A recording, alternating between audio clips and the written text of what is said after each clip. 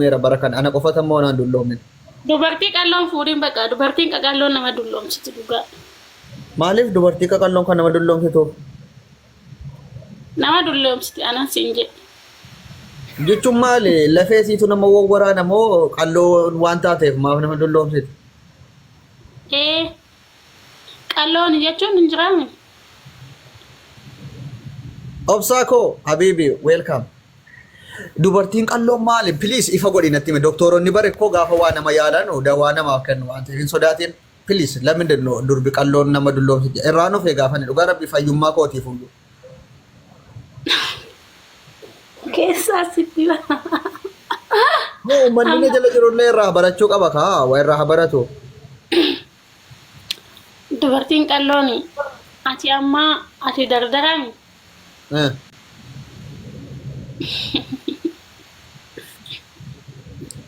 Nama xuuxxii akka mabraatiit. Anchi waan ajaa'ibaa nama xuuxxii jettee barreessite tokko isa jala ajaa'ib rabbiif. Waluma fakkaata yaadni keetiif koomentiin. Maal gooti maa ifaa wayitutti jira moo kan nama xuuxxuuf? Qaama isii keessa. Qaama isii keessa harkisa qaama. Ani bara akka yaadutti dubartii qalloo wanti na hawwuu fakkeenyaa fi baattee mana keessa yoo deemtee waa meeqa namatti tolchidhee yaadan ture lakkaa ofirraan eega kalaas kana booda. An durba qalloo akka barbaadetti yoo baattee mana keessa deemte yoo mudhiitti akka shuraa baatte mudhiitti maratte sitti maramti minaamin kan jedhu sanaaf durba qalloo fedhan ture duraanan yaada koo. Baattee mana keessa deemu maal si barbaachisa? Jechuun gisee tokko tokko wal baachuu waan hin oolleef jedheetan yoo wal baachuun barbaachise mana keessa yoo fa'i. Ati ayam dosya. Baat. Ajaa'iba gartaatiin kun. Baasuu fuudha. Jeje. Maqaa qayyarte dhuftee JHND antee sawuyyee duuriyyee taatee maqaa kan kee qayyarte. Simi.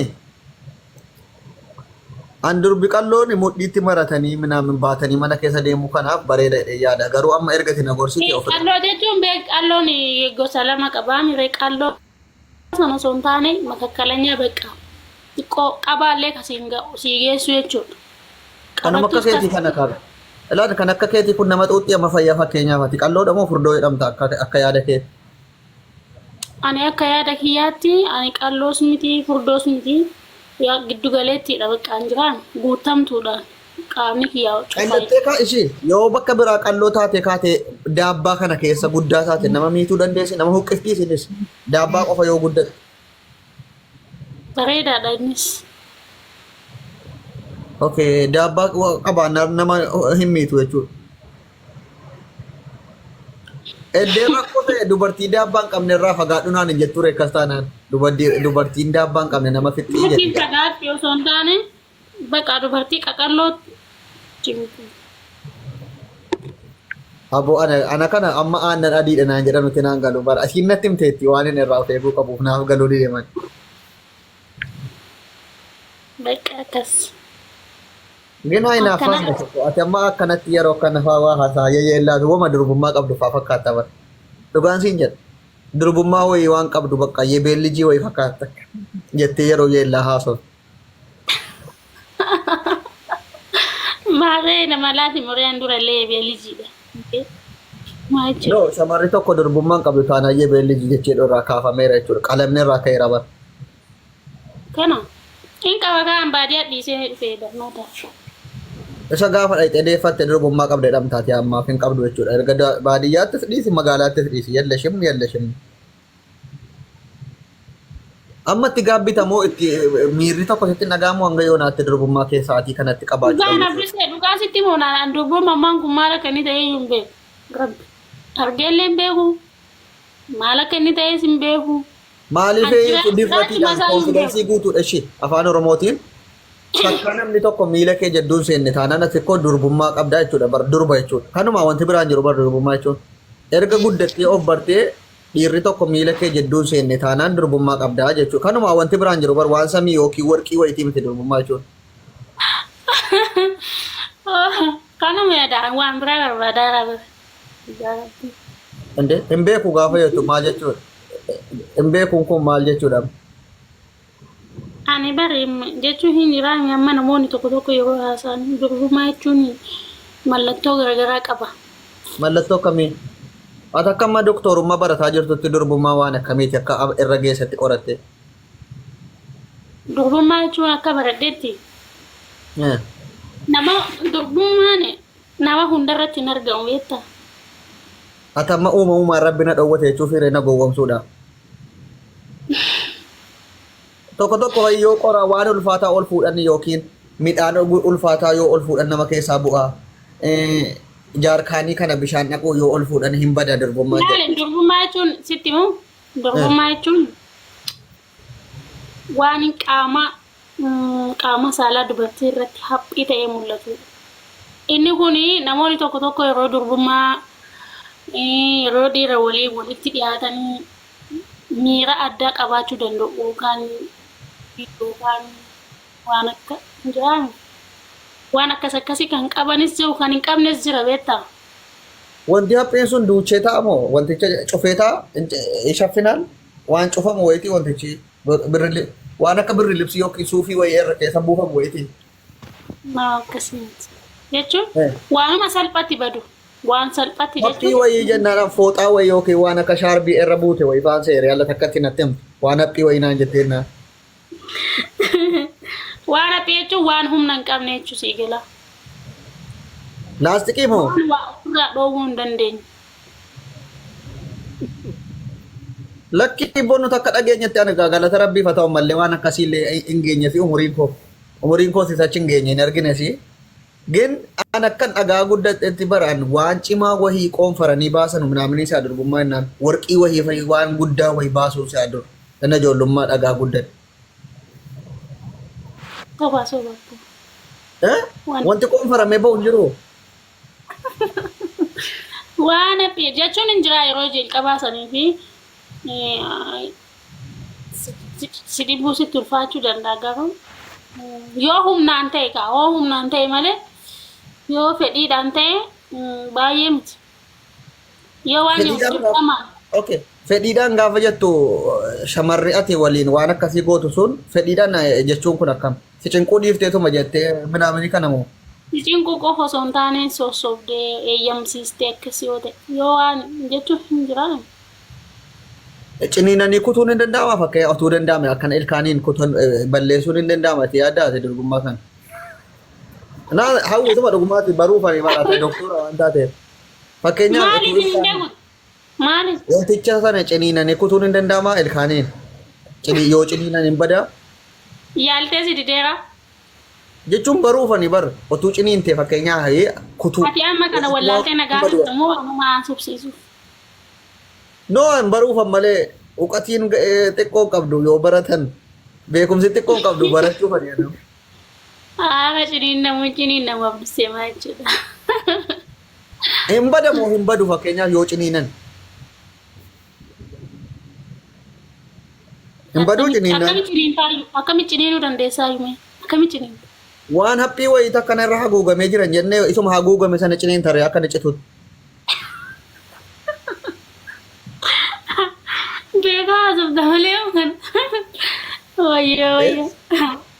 Guys, maaf walbitu an barachuu kana gaafachuu jira bar.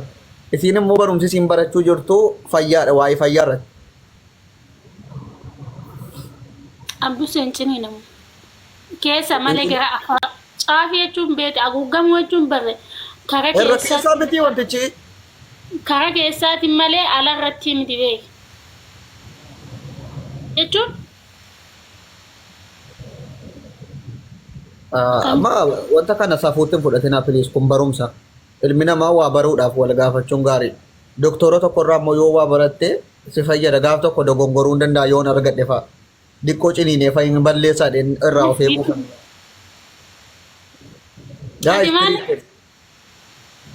Guys, giftii kenna guys.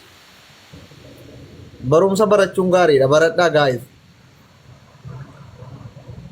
Ati silaa ciniinuu maa barbaachisa afaaniin ciniintu kaanumaan ciniinitu wayiin. Jechuun yoo diqqoo wantichi waan cituu fayyadii nama rakkisu ta'ee naan yaalla hidhee taniree.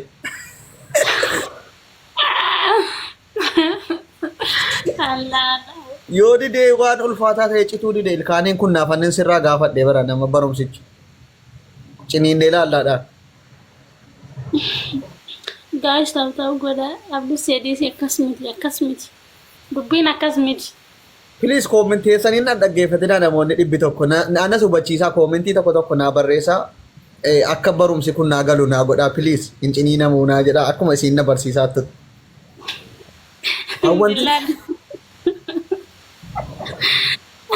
Hanga yoona lafa kanarra jiraadhee waan kana wallaaluun koo baay'ee akkan of jibbu na godhaaraa bara.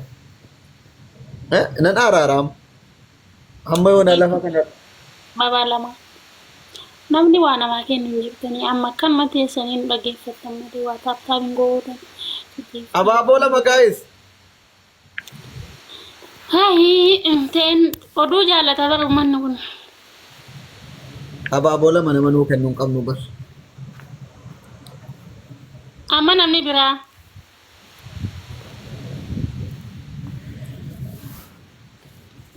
Ready galatooma.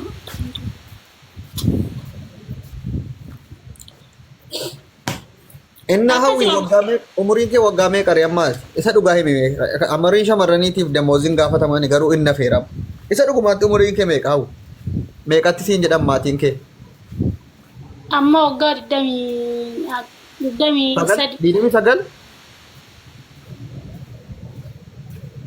moo saddee jette Awaan 23 guutuuf amma ganaa deemaa Basillaase anchi